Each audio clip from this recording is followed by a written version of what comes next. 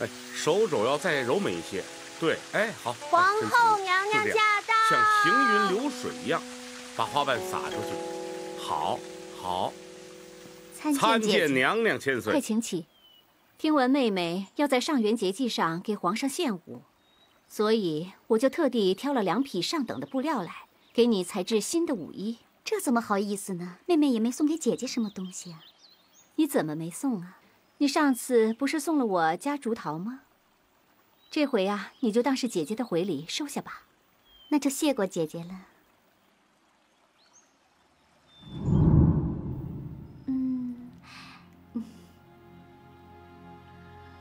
好看吗？姐姐，你真的天生丽质。这簪子在你的发上，立刻就显得特别尊贵，特别耀眼。陶竹，怎么了？还有什么吩咐吗？我记得我上次送给你块步摇，你怎么不戴，反而换了一个玉簪呢？我觉得那个步摇呢太贵重了，我想到什么重要的场合再戴。反正今天是练舞嘛，就随便插了根玉簪子出来了。这样子啊？那你这根玉簪是从哪儿来的？是我在民间的时候买的。哎，姐姐，你要是喜欢的话，就送给你吧。不！哎，娘娘怎么变颜变色，就跟白天见了鬼似的？1号，你胡说八道什么呀？我们家娘娘是因为休息不好才会这样的。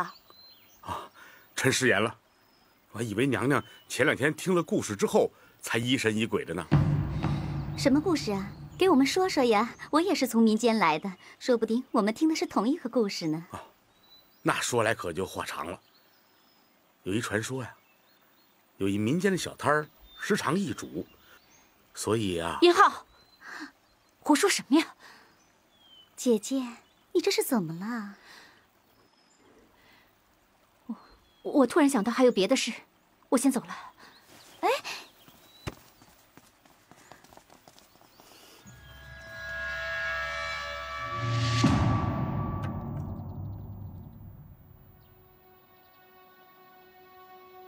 毛婕妤给您的东西。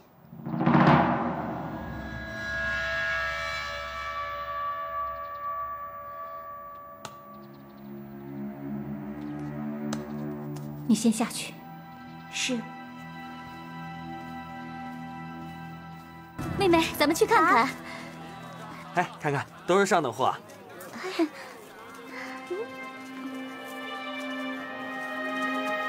淑孝说个好人家啦。淑孝的话，找个与咱们家门当户对的士族，这样也不枉费他亲娘的托付。但淑贤的话，我打算把她嫁给皇子，你看如何？啊，那是再好不过了。还记得他俩小的时候啊，一个姓李的神算说，咱们家会出一位皇后。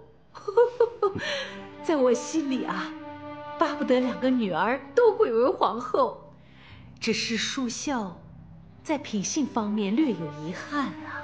这些啊，你不必担心，我都已经安排好了。过一段时间，宫里就会来人为太子李治提亲，到那个时候，咱们淑贤登上1人之下、万人之上的宝座，就为期不远了。是啊，是。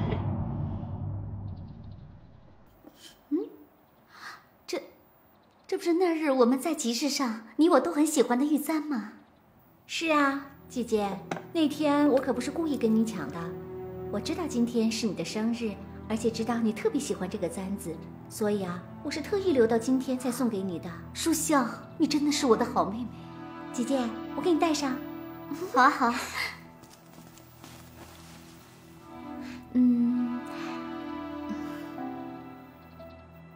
好看吗？姐姐，你真的是天生丽质。这簪子戴在你头上，立刻就显得特别精神，特别耀眼。妹妹，你这个嘴巴真是甜，要人不喜欢你都难。姐姐，我知道有个地方特别好玩，今天是你的生日，那么高兴，待会儿吃完饭我带你去逛逛。好呀，那我先去收拾一下啊。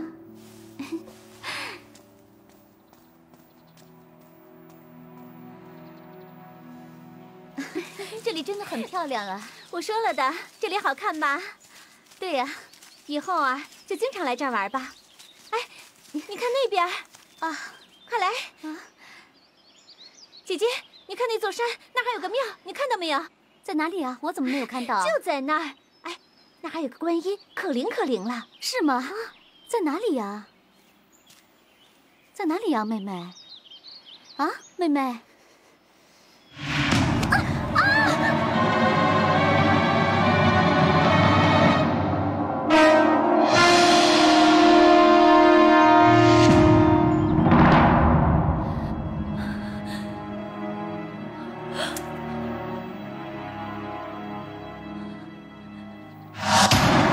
梅芳出去了，有什么事你尽管说吧。是，今天殷大人来教陶杰玉舞蹈的时候，皇后娘娘突然间来了。一开始还好好的，可是后来呢，皇后娘娘好像突然间受到惊吓，模样十分奇怪。会不会是被什么东西吓到了？像什么蛇呀、老鼠之类的？不是的，她那个感觉就好像是突然间撞了邪一样。撞了邪？该不会是你小题大做，为了讨赏才跟本宫这么说的吧？小蝶绝不敢无中生有，殷大人也在现场，他都说皇后娘娘这般害怕，莫不是见了鬼了？连殷浩也这么说。这殷浩虽然生性诙谐，但看他此人不像轻浮之人。既然他都这么说，难道……还有就是，皇后问陶竹头上的簪子是哪来的？后来陶竹就把簪子给了皇后娘娘。看来这王皇后一定有问题。虽然眼下猜不到是什么情况，但是这是一个很好的利用机会。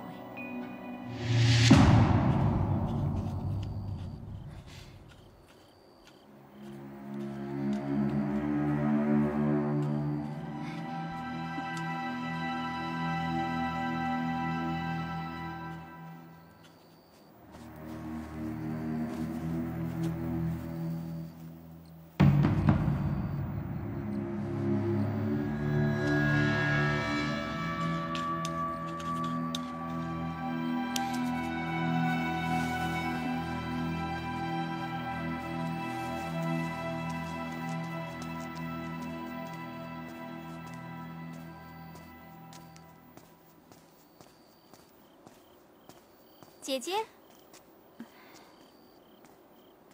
姐姐，都这么晚了，你怎么一个人在这御花园里啊？还是因为最近心情不好，觉得气闷，所以到御花园里来玩玩。唉，最近因为陶竹那个红妹子的事儿，妹妹也觉得很心烦。不如……本来这后宫嫔妃争宠是件很平常的事儿，但是总有个尊卑伦理吧。这个陶竹仗着自己受宠，假装什么都不懂，完全就不把我们放在眼里。放心，是狐狸啊，总会露出尾巴的。到时候我舅舅就可以抓住他的把柄，联络朝中大臣，一起把他打下来。那需要多久啊？万事总要有点耐心。不要忘记，人在最得意的时候，就是最没有防备的时候。只要他出一丁点差错，就要他从天上掉到人间。姐姐，不知你注意没有，那个陶竹长得美是美，但总是有几分怪里怪气的。你也这么觉得啊？袁天罡袁大人说，陶竹的面相很奇怪，而且怪得很诡异。连袁大人都这么说啊？那看来这个陶竹一定是有问题。你说他才刚来几天啊，就把皇上迷得晕头转向的，他会不会是什么妖魔鬼怪、狐狸精变的呀？姐姐，妹妹有一个好办法，只要把这个陶竹跟祸国殃民扯上边儿，马上就能把他拉下来，还能让他的人头落地。妹妹，这话你可不能随便乱说呀。你放心吧，我怎么会随便乱说呢？我想到了一个非常好的办法。什么办法？姐姐，你等着。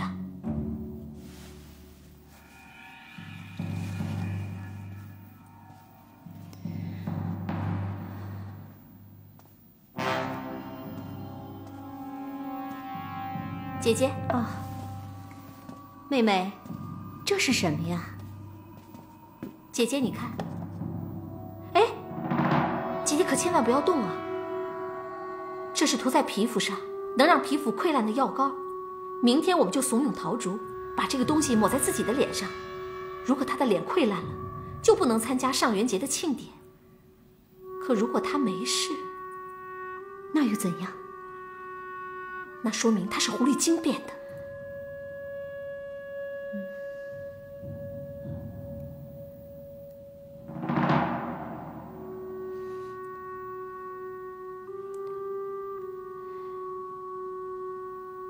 妹妹，你这个办法好是好，但我总觉得有点问题。你想啊，我们莫名其妙的就拿着香膏去了他那儿，也没有任何理由，也没有任何借口。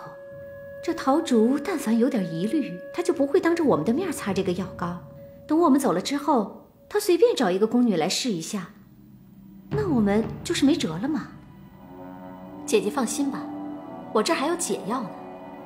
只要先把解药擦在皮肤上，然后再把这个药膏擦在自己的手上，那不就没事了？但是明天我们必须得有人先在陶竹的面前试擦一下，然后再加上我这3寸不烂之舌。你说他还有什么理由拒绝我们呢？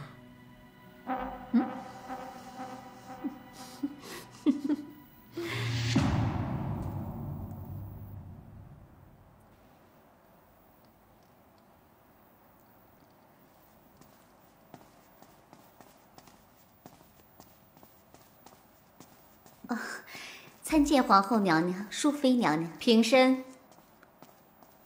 妹妹这舞跳的真是好啊。不过姐姐今天来呢，不为别的，就是为给妹妹在上元庆典上的表演增添更多的光彩。梅芳在。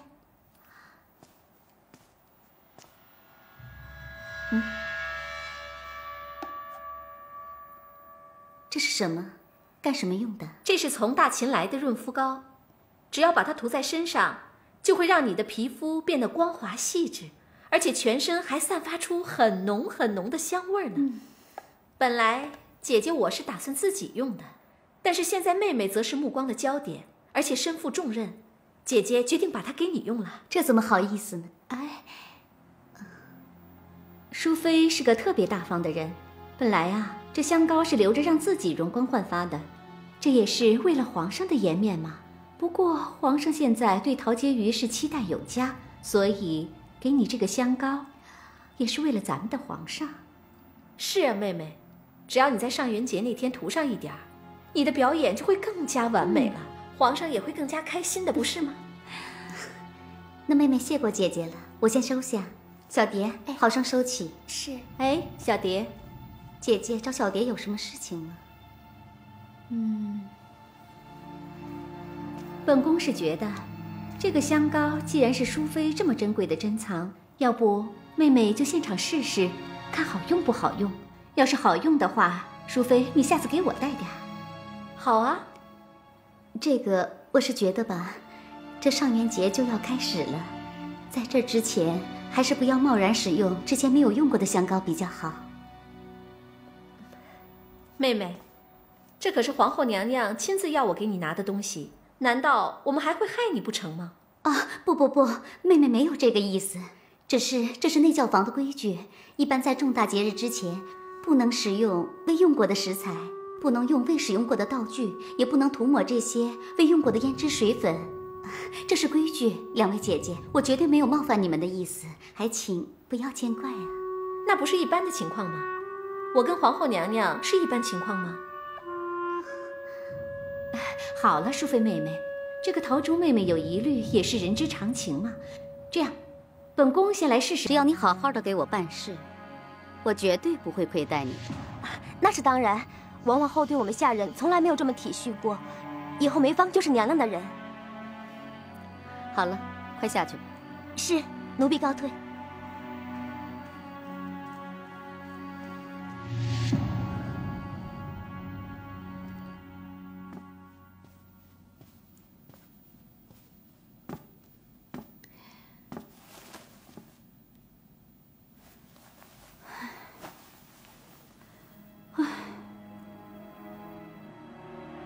那个头竹明明是涂了药膏，为什么一点事情都没有呢？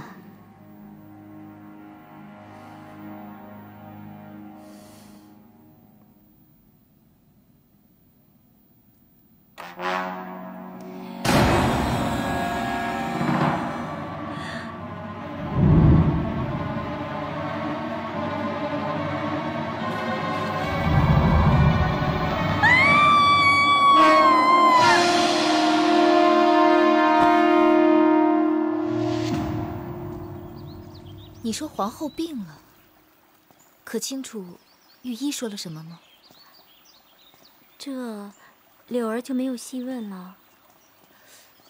好端端的病了，不行，本宫得去看看。嗯。哎，昭仪，您看，您自己的身体也因为害喜而不舒服着，柳儿劝您还是等身子舒服些再去吧。也是。哎，皇上有没有去看过王皇后？嗯，听说皇上已经跟陶婕妤赶过去了。陶婕妤，看来皇上现在每时每刻都离不开她了。说起这个陶婕妤，她还真有心呢。听夏长善说，她还特地去上食局做了些特别的东西。说是要去送给皇后吃，本宫就不信了。这个陶婕妤能对皇后安什么好心？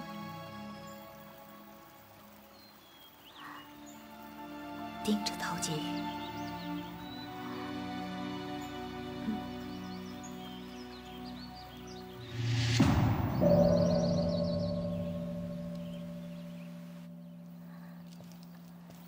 娘娘。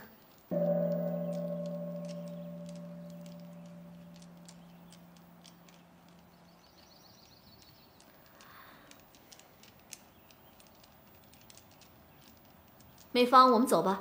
是，娘娘。娘娘，请留步。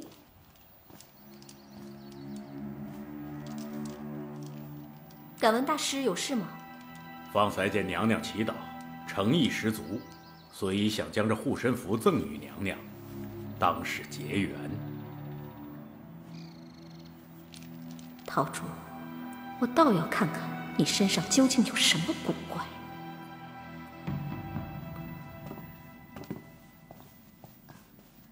姐姐，皇上，慢点，慢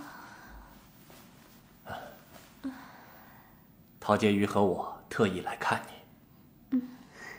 姐姐，在我们家乡啊，有个习惯，就是生病的人要吃这个酒酿蛋汤圆。酒酿蛋汤圆，这是我们老王家的传统。酒酿蛋汤圆能补气养血，所以呀，我亲手为你熬的。这里呢，虽然有酒味，但是不会醉人的。皇上，其实我也没什么病，就是累了，我休息休息就好了。没关系，吃这个总是有补的嘛。姐姐，你快趁热吃了吧。那这样吧，湘云，哎，你替本宫拿着，本宫一会儿再喝。哎，不，现在就喝，这个补药要马上喝，要趁热喝才会好。是啊，姐姐，来，我喂你。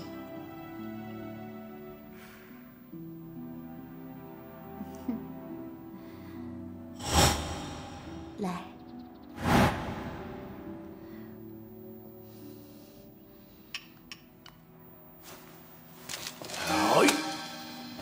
这儿。那边。还有这儿。那边。你们在干什么？这儿。啊！别过来！你这只狐狸精，赶快露出你本来的面目！什么狐狸精啊？我不是。是不是狐狸精？贴了符纸就知道了。道长。住手！在我这儿竟敢大胆妄为！道长，你尽管听，本宫重重有赏。你敢过来，我让皇上砍了你的脑袋！哎，道长，姐姐，你到底想干什么呀？把我这弄得乱七八糟的。妹妹，你就别怪姐姐了。你难道不知道吗？你宫里边住着一只狐狸精，姐姐是帮你降妖除魔的。左一句狐狸精，右一句狐狸精，你到底想说什么？啊，你心虚了是不是？如果你刚才乖乖听我的话，把那张符纸贴上，姐姐我可能就不会怀疑你有什么问题了。你这样欺负我，小心我去皇上那儿告你！皇上，你就知道皇上。好啊，如果皇上知道你本来的面目，我看皇上到底帮你还是帮我。那好，我们现在就去找皇上，去就去。你欺人太甚了！皇上，请您为臣妾做主啊！好，别哭了啊！什么事慢慢说。姐姐带着江湖术士跑到我的寝宫来撒纸符，还说我是狐狸精。淑妃，真有此事吗？皇上，您是有所不知啊。最近宫中发生了很多的怪事，臣妾以为王皇后生病，八成跟着宫中有邪癖入侵，脱不了干系啊。可是你也不能随便怀疑到陶婕妤啊。皇上，就连梅芳都经常听到，在陶婕妤的寝宫附近经常有怪声发出，所以臣妾才不由得怀疑她。梅芳，奴婢真的听到了，奴婢不敢撒谎。臣妾的寝宫之所以有声音，是因为我每天晚上都在练武，这一点小蝶可以作证的。小蝶，可有此事？回皇上，陶婕妤所言不假，婕妤确实为上元节的天女散花舞蹈苦心练武。淑妃，陶婕妤为了好好表演，辛苦练武，其实并没有错。你就别惹是生非了。来，我的好婕妤，快起来！朕的好婕妤，你的用心朕都明白，夜晚练武可要注意身体。朕安排了将高丽进宫的人参送到你的寝宫内，让你好好补一补。谢陛下。好了，不要再哭了。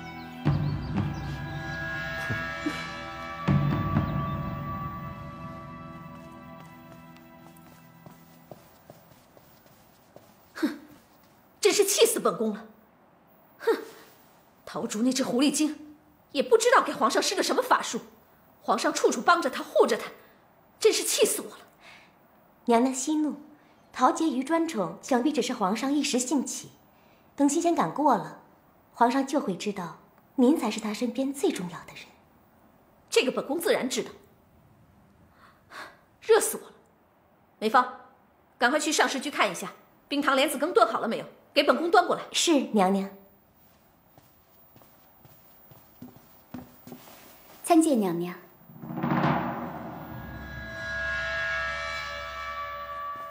你怎么来了？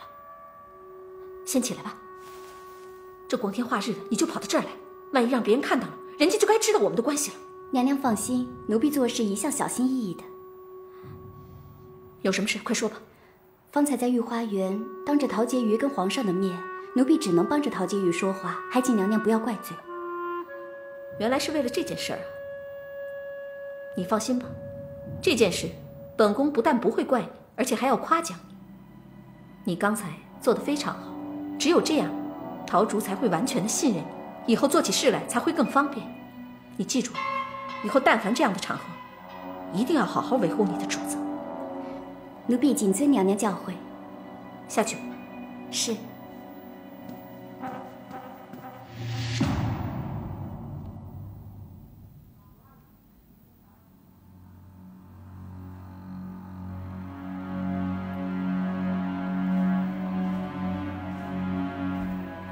娘娘，娘娘，香玉，你吓我一跳。娘娘在想什么呀？想得这么出神。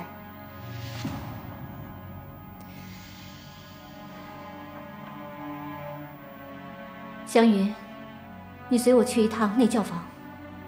是。参见娘娘。参见娘娘。平身。谢娘娘。妹妹，不要这么多礼。姐姐来我这儿有什么事吗？哎呀，也没什么事，就是觉得这2天心里有点闷，所以想找妹妹聊聊。不知道有没有打扰到你练武啊？说什么呢？当然没有了。姐姐来我这儿开心还来不及呢。快，那边坐。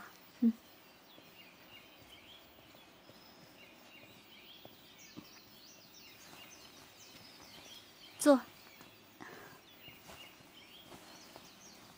姐姐来的也真是时候，我刚才让小蝶去泡壶茶，这茶呢是准备要给殷大人备的。姐姐您有口福了。哦，这么一说，我是不小心抢了你的茶喝了。不敢，能与皇后共饮一壶茶，是微臣的荣幸。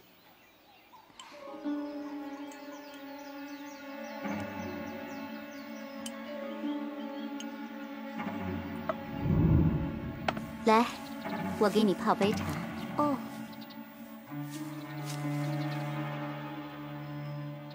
哎，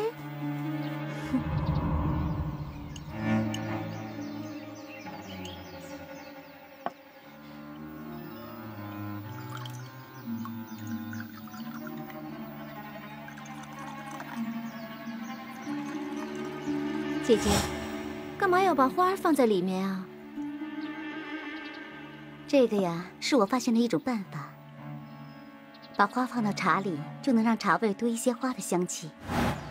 来尝尝。姐姐，请用茶。姐姐，哦，请用茶。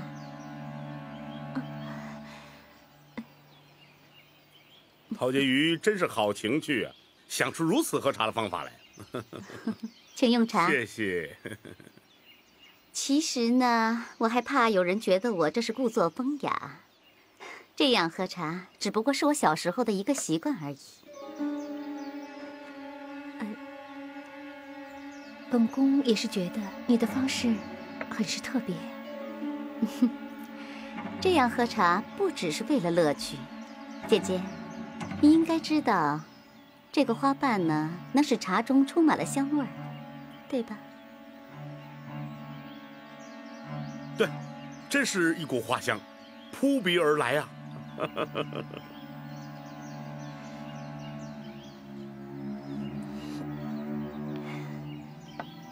妹妹，姐姐想借一步跟你说2句话。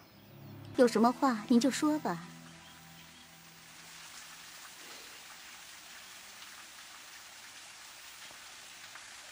你到底是谁？姐姐，你到底怎么了？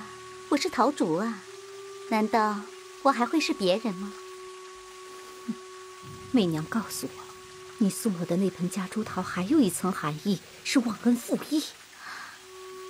陶竹，你别告诉我你不知道，夹竹桃还有一个别名叫桃竹。哎呀，姐姐，你想多了，妹妹根本就不知道夹竹桃还有别的意思。如果真的是这样的话，姐姐，你也别往心里去呀。好，那我问你，你为什么要拿我姐姐的发簪？为什么要学我姐姐的方式泡茶给我看？你进宫来是为什么？你居心何在？原来皇后还有姐姐呀，妹妹真是不知道啊。行了，别跟我装无辜。我告诉你，我要听的是真话，你到底说不说？好啊，妹妹说的可都是真话呀。你不要不见棺材不掉泪。我告诉你，你要是不说实话，我是不会放过你的。怎么？你还要再一次把我推下山崖吗？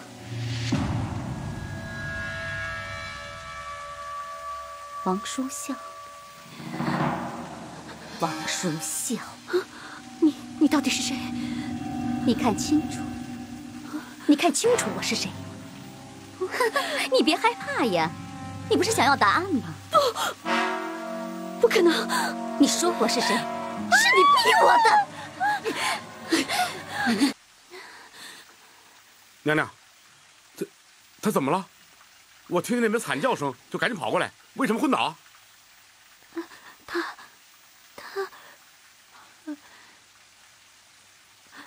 我见他昏倒了，我才尖叫的。怕他是中暑了，你快扶他回去歇歇。哦，那就好，吓我一跳，我还以为白日里见鬼了呢。这大白天怎么叫得这么惨呢？你胡说什么？啊！本宫累了，回宫休息去了。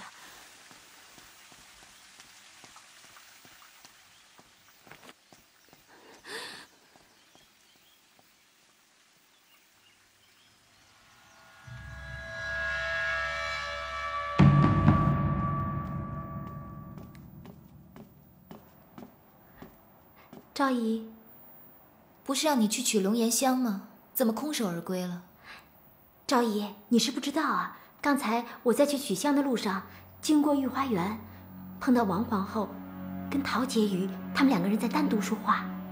那又如何？问题是他们在吵架哎，而且吵得非常的凶呢。后来我还听到一些奇怪的事情。什么？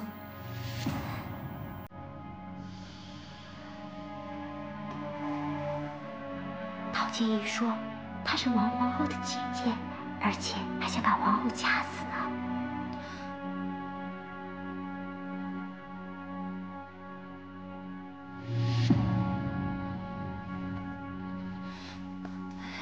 你知道吗？我找你，我贸然来找你，你知道我冒了多大的风险吗？我真的是找你有事啊！你先别激动，你先放轻松点好吗？我知道你一定是有困难了才会来主动找我的。放轻松，吸气，吐气，吸气，吐气，吸气，吐气。皇后，要不要先坐一下？坐，啊，坐。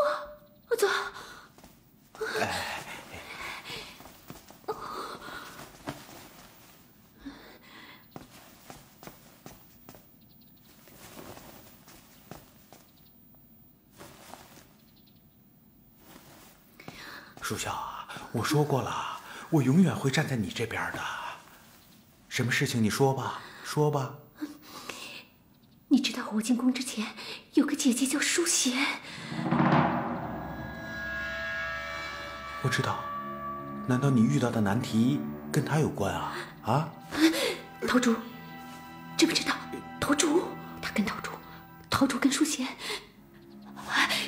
陶竹他有我送给淑贤的那个簪子，你知道吗？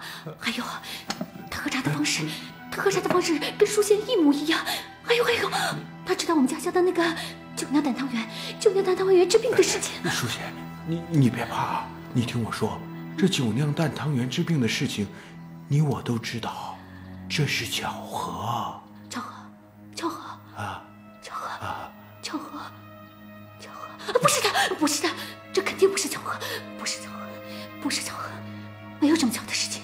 我每天晚上睡觉，我跟你讲，我都发麻，我睡不着觉，我睡觉都喘不过气来。别怕，淑贤啊！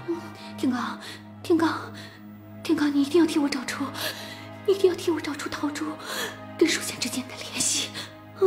淑孝，你别怕，你听我说啊，你遇到的任何困难，我一定会帮你解决的，好吧？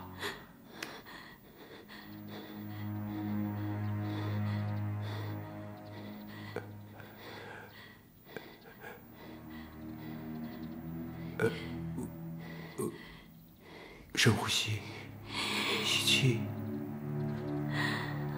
吐气，吸气，吐气，吸气，吐气，好点了吧？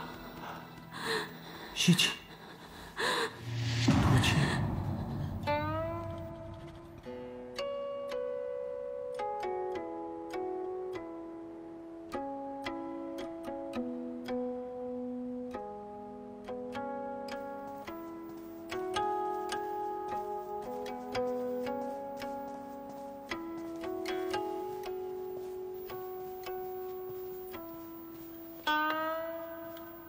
妹妹，哎呦，是哪阵香风把姐姐给吹来了？你先下去吧。妹妹怎么知道姐姐是踏着香风而来的？妹妹，这是姐姐特地给妹妹做的龙涎香囊，有清心醒神之效。听说妹妹今天在御花园晕倒了，所以姐姐就特地拿着这个香囊送给妹妹。还真香啊！多谢姐姐关心。妹妹，这香囊里面可装着夹竹桃，别名桃竹，正好与妹妹的名字相称呢。姐姐真是用心了。妹妹有所不知，这夹竹桃还有另外一个寓意，象征着忘恩负义。我听不懂姐姐的意思。妹妹如此聪明，怎么不知姐姐的意思呢？对了，妹妹曾经对王皇后也是这样说过呀。很简单，敌人的敌人便是本宫的朋友。对于你来说，王皇后是个忘恩负义的人，对本宫来讲，亦是如此。曾经本宫在这后宫之中，把王皇后当成最亲的姐姐，处处为她着想，甚至连她的钟儿都是我为她推上太子之位。可事到如今，她却背叛了我。那又能怎样？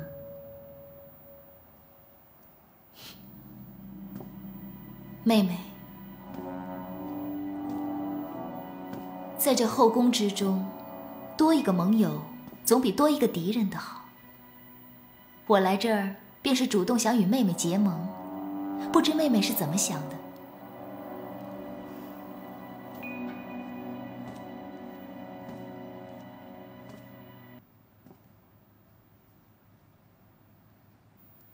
对了，本宫还有一个问题想要问妹妹。问吧。打算再把我推下山崖吗？这句话是何意啊？你还知道多少？我知道多少不重要，重要的是妹妹在这后宫之中又了解多少呢？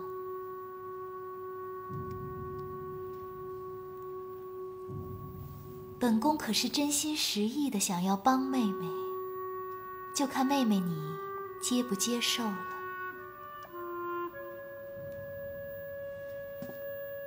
曾经，我也把她当作妹妹，真心相待。没想到，她却忘恩负义，把我推下山去。好在我大难不死，并且有个江湖术士出手相救，不仅救活了我的命，还给了我这张脸。妹妹劫后重生，日后必有后福。我不要什么福分，我就是想要把原本属于我的东西还给我。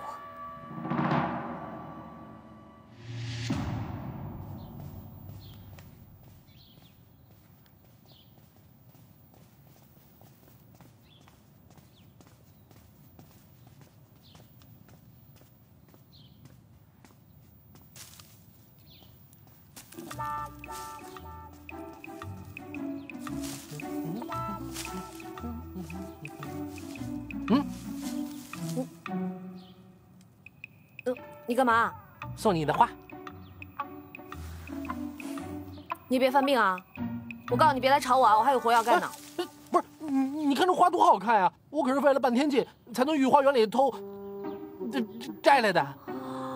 哦，你从御花园偷出来的花，你送我，你想害我啊？不是，没这意思啊！赶紧把它埋了。哎，春叶姐，哎呀，春叶姐，你听我说，不是这意思。你看，我送你花，那不是也是好意吗？你说你每天工作那么辛劳，我把花送给你，也是为了让你开心，替你排忧解劳啊！哎，真想帮我啊？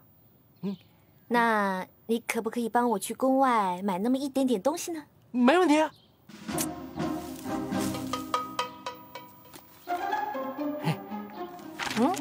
耶，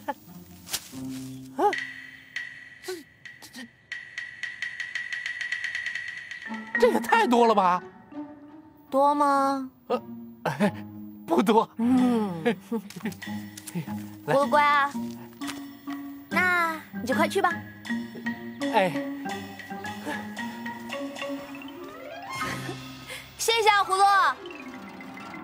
你先拿着看一看，我到库房去看看账本啊。好嘞，麻烦您了。不客气。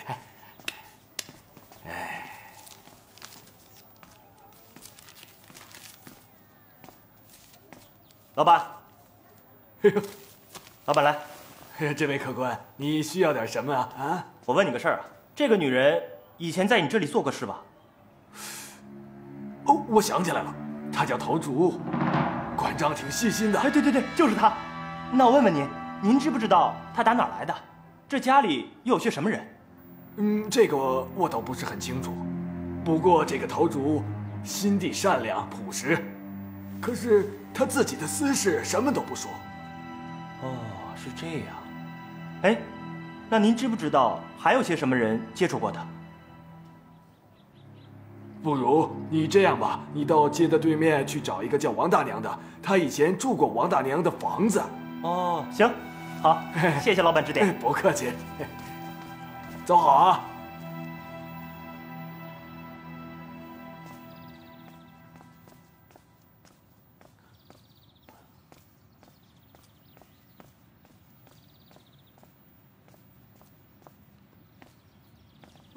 真打死你！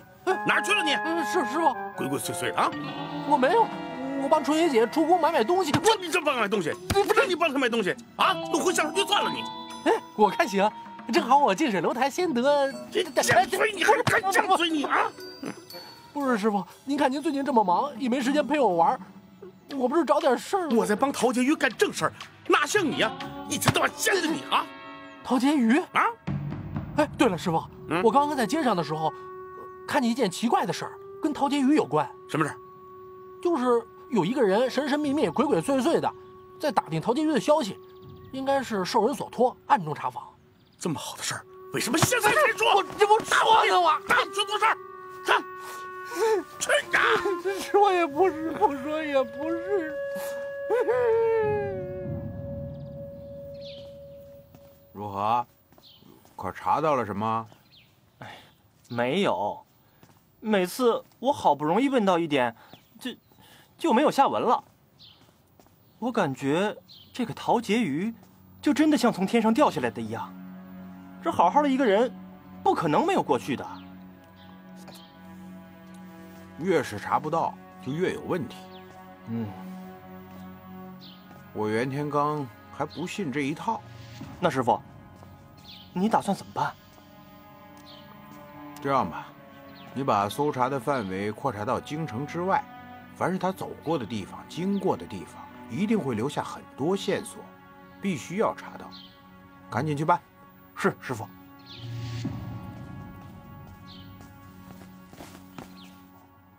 这些点心姐姐自己留着吧，何必一定带过来呢？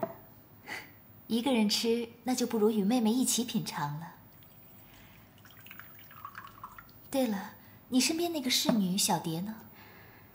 那个小蝶本来就是萧淑妃的眼线，我能把她留在这里，就是为了让萧淑妃放心。我才不会把她当什么心腹呢。妹妹做得对，你我合作之事，绝不可以让外人知道。不过妹妹的手段也如此高明，连淑妃身边的梅芳，你也可以收作己用。这算什么？有钱能使鬼推磨吗？对了，听说京城有人在四处打听你的消息。看来我们得早些行动了。妹妹，来你园中时，看到了许多的夹竹桃。若是将这夹竹桃的枝条拿去烧，烧出来的烟一定会产生更恐怖的幻觉。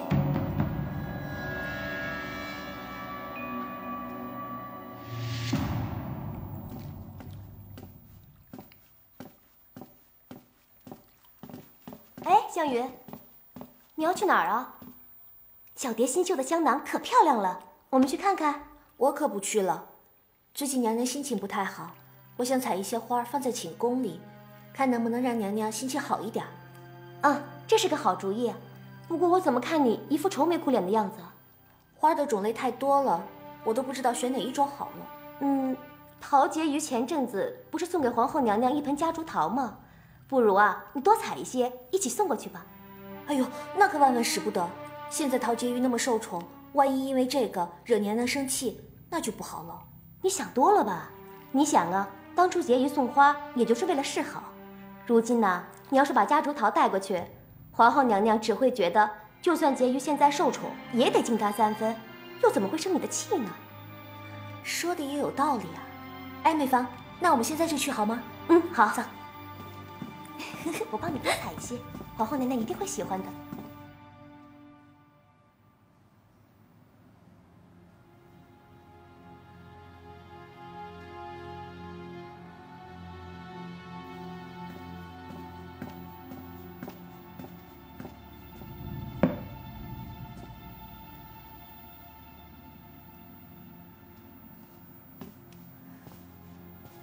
娘娘，您别一整天都闷在这寝宫里，偶尔出去散散心，透透气啊。我没心思出门。娘娘，说不定您让太阳一晒，心情也好了，您又可以像以前一样容光焕发了呢。行了行了，我想一个人静一静，你先出去吧。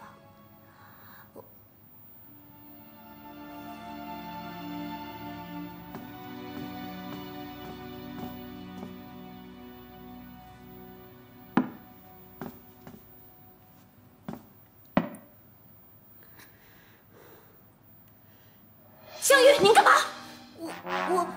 我不准你放！不准放！不准放！不准放这东西！不准放！听见没有？拿柴火，快点拿柴火！娘娘，您要柴火干嘛呀？我要烧掉，我要全烧掉！快去，快去！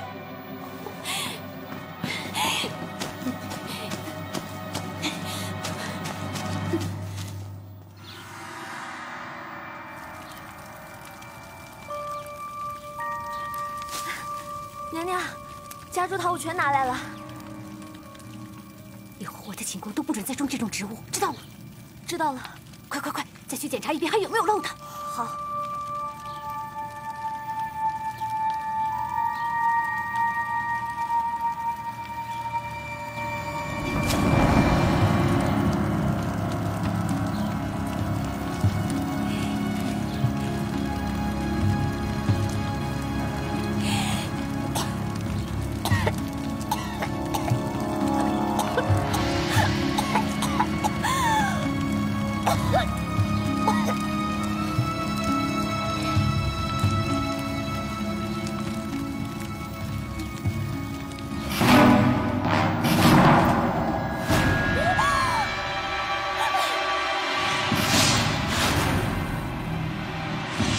过来，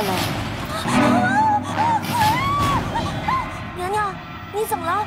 你怎么了，娘娘？来陪我吧，妹妹，来吧。我是湘云娘娘，我一个人好孤单啊，陪陪我。娘娘，你怎么了，娘娘？来呀，快来，来呀，来呀，陪陪我。娘娘，来呀，来呀，快来！你怎么了，娘娘？你怎么了呀？娘娘，娘娘，你醒醒啊！娘娘。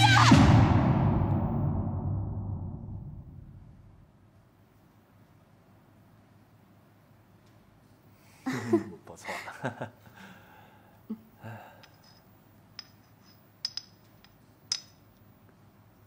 哎呀，皇上，我不想写了。为什么？臣妾的肩膀痛死了。哎呀，痛死了！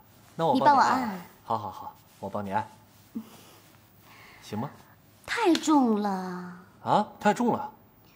哎呀，你怎么一点都不疼我呀？不是不疼你，我不懂按摩吗？那你好好给人家按嘛。好好，转身转身啊！哎，不好了，不好了！皇上，出什么事了？启禀皇上，皇后娘娘突然疯了！啊！快去！是。参见皇上。皇后没事吧？启禀皇上，前天娘娘跟奴婢在后院烧东西，可可是火势一起，娘娘就一直怪怪的，还胡言乱语，好像得了失心疯一样。那叫御医了吗？皇上请放心，御医已经看过了，说娘娘只是惊吓过度，休息几天就会好的。哦，那我去看看她。皇上，怎么了？臣妾觉得皇上还是不要去的比较好。女人通常都会在意在自己爱人心目中的形象。如果皇后醒来，发现自己胡言乱语的样子被皇上看到了，她心里一定会很难过的。也是，好吧，我知道了。但我怎么可以袖手旁观呢？皇上，您千万不要着急，不如这样，让同样是女人的我去看看皇后。好吧，那你帮我去看看她。好，皇上请稍等。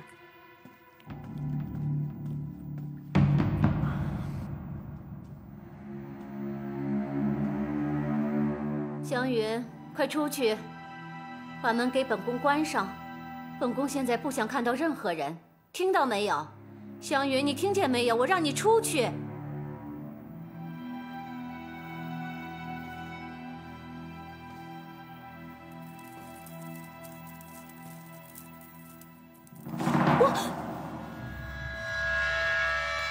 姐姐，你怎么了？陶主，不，你不是陶主，你是谁？你不都说了我是陶竹吗？怎么现在又说不认识我了？你不是，你是谁？你居然不认识我了，太让我伤心了吧？我们俩从小可是一起长大的，我还把你当亲妹妹看，你居然认不出我是谁了吗？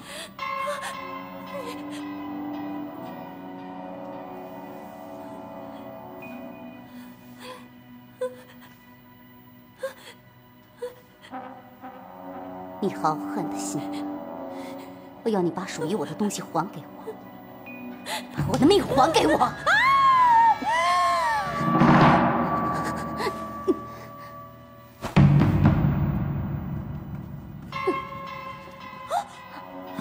娘娘，你怎么了？娘娘，我也不知道怎么回事，娘娘一看到我就晕倒了。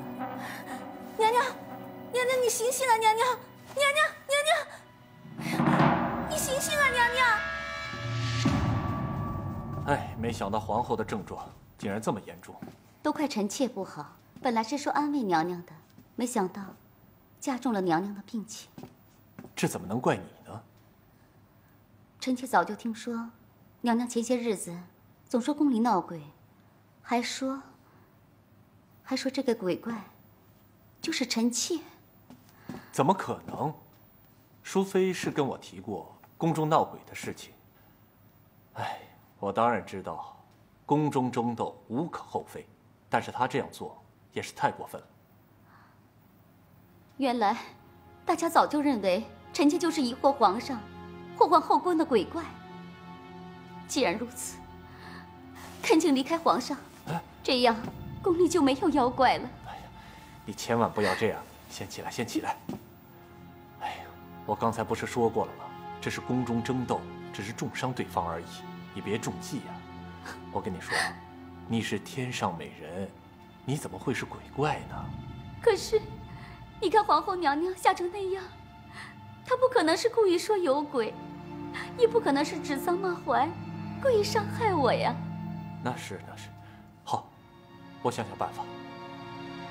我马上颁旨下去，宫中上上下下1个月之内一律要吃素，我们好好为皇后祈福，好吗？多谢皇上。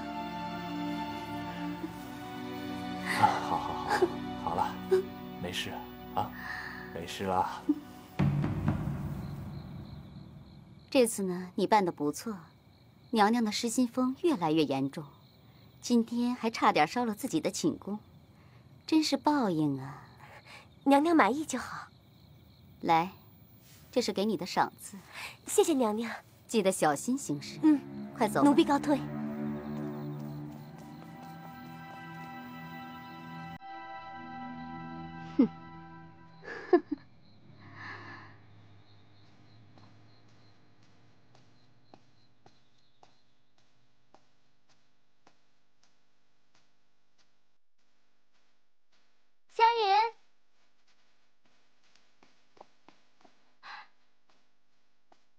向云，你怎么了？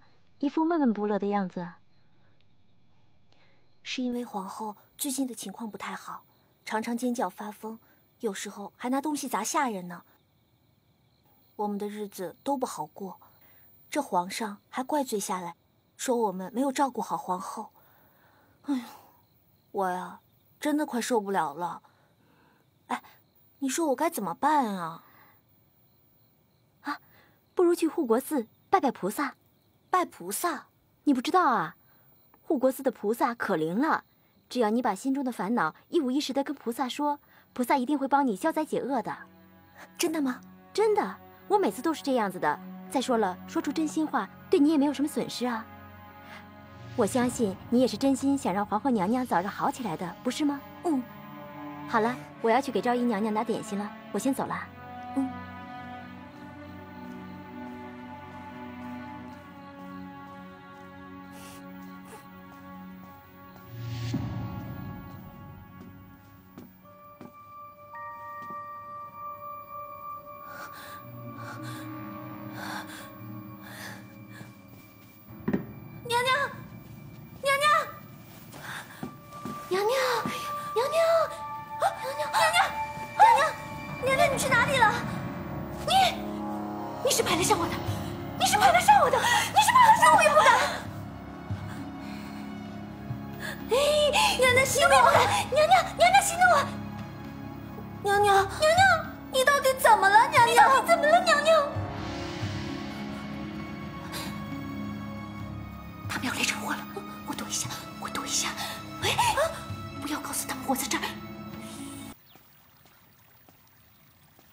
参见昭仪。免礼。昨晚见到湘云了吗？见到了，奴婢一切按照昭仪所说，跟湘云说了护国寺十分灵验之事，她听得非常认真，似乎已经相信了。做得好。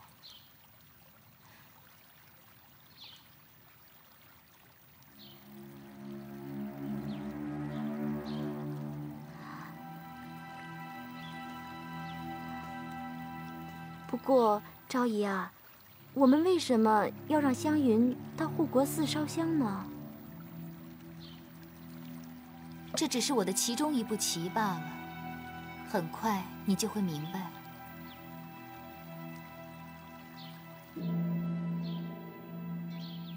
信女湘云，希望佛祖保佑，让皇后娘娘早日康复，保佑皇宫早日恢复到往日的平静。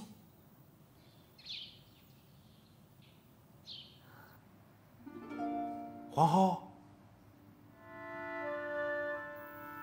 皇后，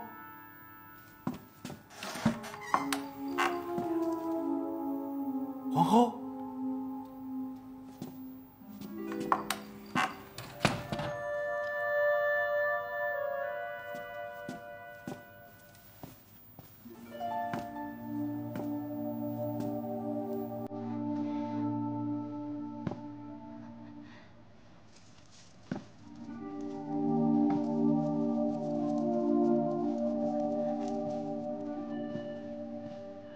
皇后，不要过来，不要过来！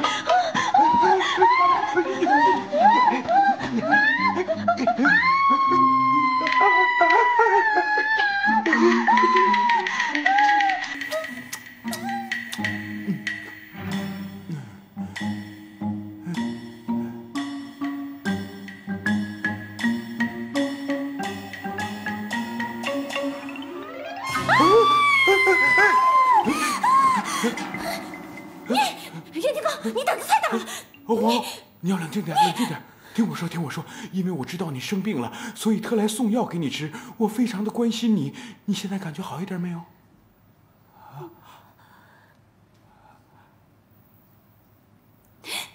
任天刚，你来的正好，淑贤的冤魂附在陶竹的身上，他要来找我偿命了。皇后，请你冷静一下。其实陶竹就是一个普通人，陶竹绝不是什么妖魔鬼怪，而且我绝对不相信淑贤的冤魂会附在陶竹身上。冤魂？什么冤魂？我什么时候说过淑贤的冤魂了？你刚刚跟我说的。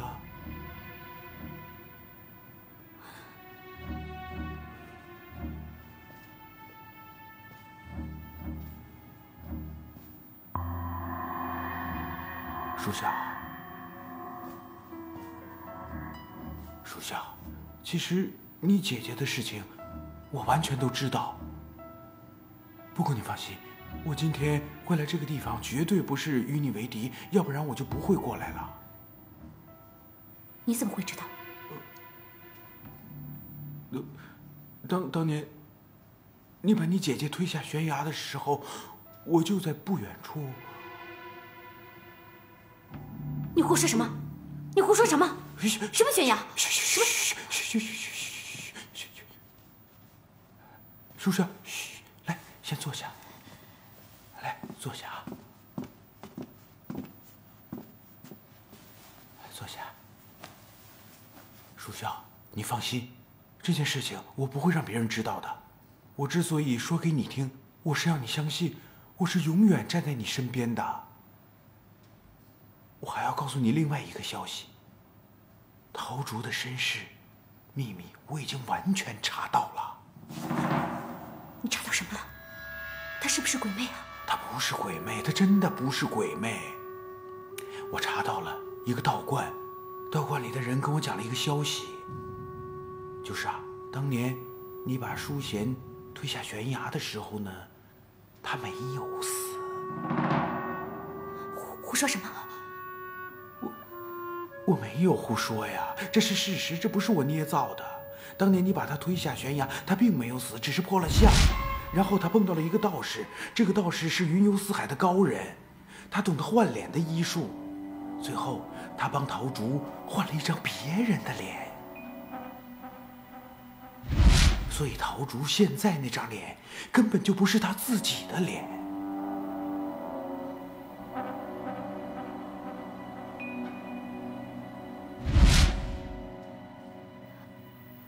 是这个样子的。是这样的，她其实是你的姐姐，所以她对你的身世呢是一清二楚。淑孝，淑孝，你再给我一点时间，我一定会揭开她的真面目。稍安勿躁，相信我，啊。什么？陶竹和王皇后背后还有这样的过去？这可是陶竹亲口告诉我的。他为什么要告诉你这些？殷浩，在这深宫之中，危机四伏。陶竹现在虽得荣宠，可他在宫中的时间毕竟待得不够久。现在各个人的眼睛都盯着他，哪个不羡慕嫉妒，不想把他拉下来？他若想找王皇后报仇，就必须得有人帮他。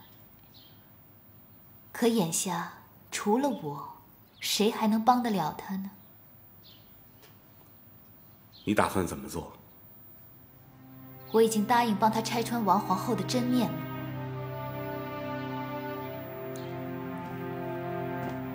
为了皇上，为了天下百姓，我怎能眼看着一个蛇蝎心肠的女子留在宫中辅佐皇上？她不配当皇后，更不配母仪天下。你要加倍的小心。你要知道，后宫的人，每个人都有一个面具，可不只是王皇后那么简单呐。放心吧。我已经不是小孩子了。可是，什么证据都没有，怎么能够揭穿王皇后呢？我已经在做局了呀。我要让王皇后亲口承认她将姐姐推下悬崖之事。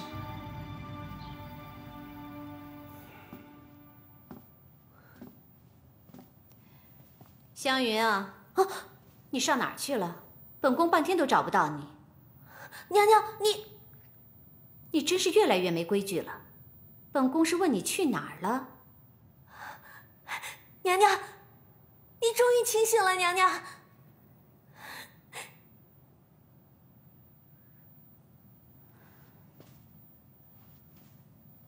这几天，本宫做了一个很长很长的噩梦。还好，现在总算是清醒了。看来护国寺的菩萨真是灵验，多谢菩萨保佑，多谢菩萨保佑。本宫恢复神智跟护国寺有什么关系啊？启禀娘娘，湘云一直为娘娘的病烦恼着。后来听他们说，护国寺的菩萨非常灵验，有求必应，于是湘云就去求菩萨保佑娘娘早日康复。可是没想到湘云这刚回来，娘娘您就好了。哪有这等事啊？要照你这么说，身体欠安就去求菩萨保佑，那这天底下的大夫不就都没饭吃了？娘娘，启禀皇后娘娘，武昭仪求见。妹妹，姐姐，听说姐姐最近休息不好，妹妹呀，给姐姐亲自熬了些安神的汤，让姐姐尝一尝，再跟您分享一个消息。你真是有心啊！来来来，快过来坐。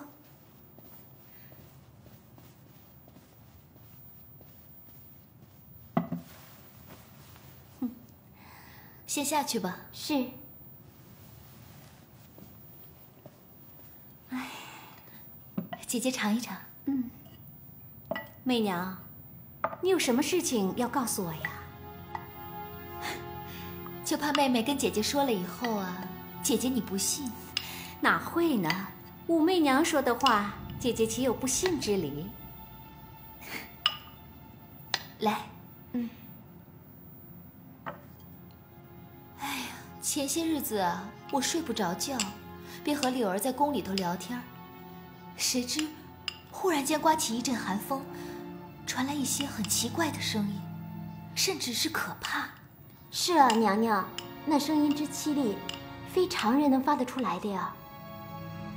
后来我和柳儿吓得跑到了寝宫，本以为到了寝宫以后会好些，可谁知声音却越来越大，而且还说什么？他说他在找他的簪子，拿簪子的人害死了他。这还不止呢，有这样的事儿？更奇怪的事儿还在后面。前天夜里，也不知为什么我被惊醒了。你知道我看见了什么吗？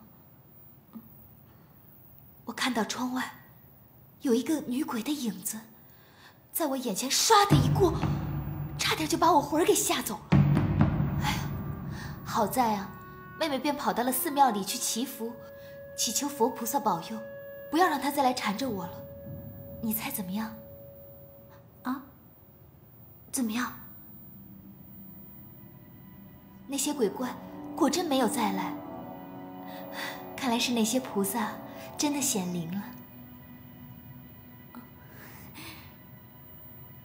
你去的是护国寺？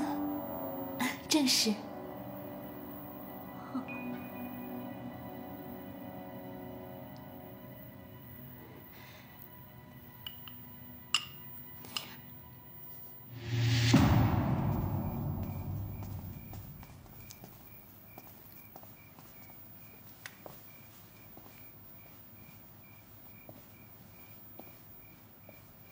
妹妹，姐姐来了。你先下去吧。是。怎么样，皇后相信了吗？当然信了。柳儿回报说，从湘云那里探听到王皇后明天会一个人去护国寺。既然会去，她就一定会在菩萨面前祷告赎罪。赎罪？我看她这种恶毒的女人，菩萨一定会把她打入18层地狱。妹妹，明天无论如何，一定要想方设法陪在皇上身边。一旦王皇后去了护国寺，我会立马派人通知你，就按我们说的行事。到时候，一定要让皇上亲耳听到王皇后曾经犯下的滔天罪状。你放心吧，我一定依计行事。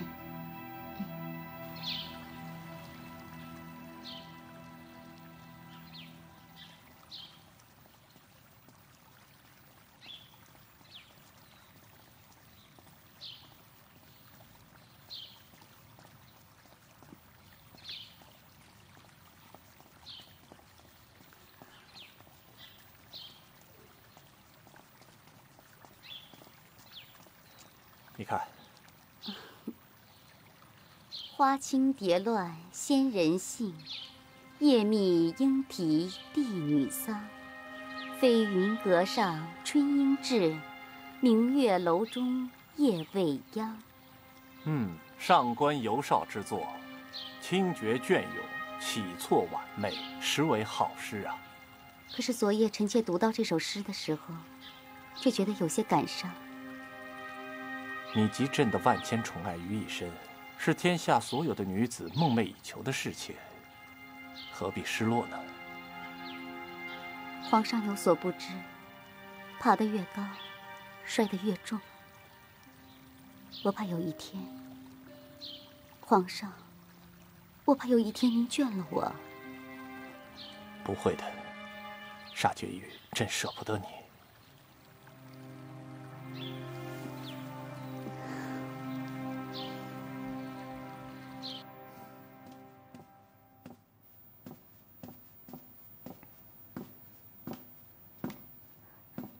昭仪啊，皇后已经在去护国寺的路上了。好，你现在速去御花园通知陶婕妤，按我说的去做。是，昭仪。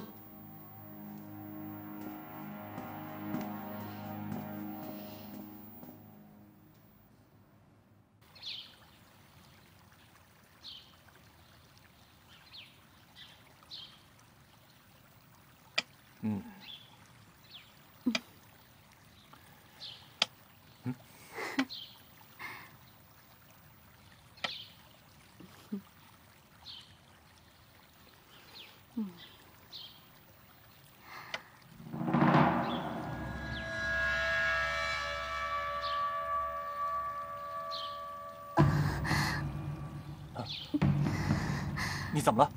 不舒服吗？啊？皇上，这段时间皇宫里总是闹一些奇奇怪怪的事情，可能我有一些害怕吧，所以这段时间总是心慌气短的。那叫御医帮你开点药吧。不用了，皇上，我倒是想去护国寺看一看，去烧香拜佛，可是总也没有机会。哦，那朕陪你去。那臣妾就先谢过皇上了。好，王公公在，马上摆驾。是。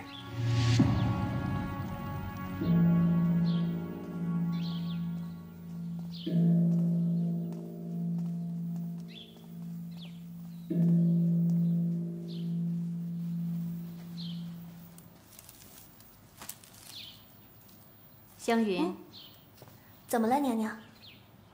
我们也应该拿点贡品过来的。你快回宫拿去吧。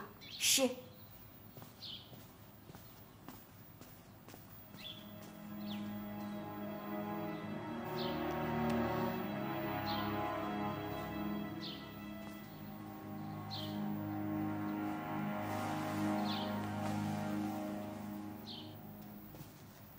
一步了，王叔孝，我倒要看看，这次你还能逃得过去。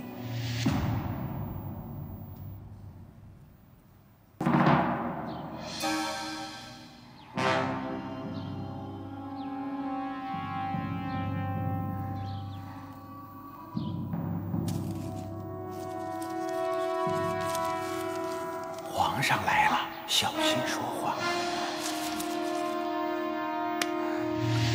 民女王淑孝没有别的请求，只望在菩萨面前保佑我大唐子民安定昌盛，保佑我大唐江山千秋万代。民女淑孝愿以诵经千遍，斋戒3年，只求菩萨能够保佑。淑孝给菩萨磕头了。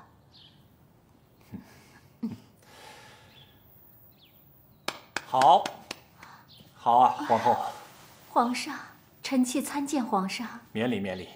刚刚你为大唐祈福，为朕祈福，每一句话我都听进心里面了，而且都是我的心愿。你不愧是皇后。陶婕妤，你不是要上香吗？那我跟皇后去外面走走好吗？好啊，皇上。臣妾知道寺外有一处清幽之地，可以饮茶观竹，别有一番趣味。是吗？我最爱喝茶了。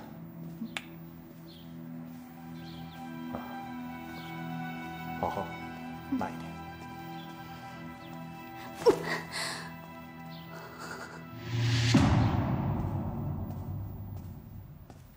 昭仪，陶婕妤来了。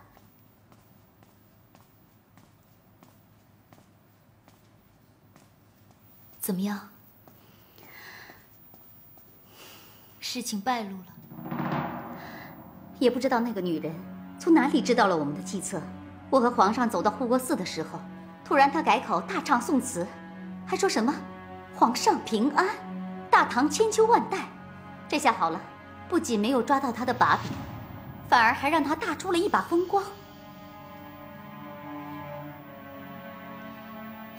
好了，妹妹，莫要心急，你我迟早有一天会揭穿王皇后的真面目，不在这一时。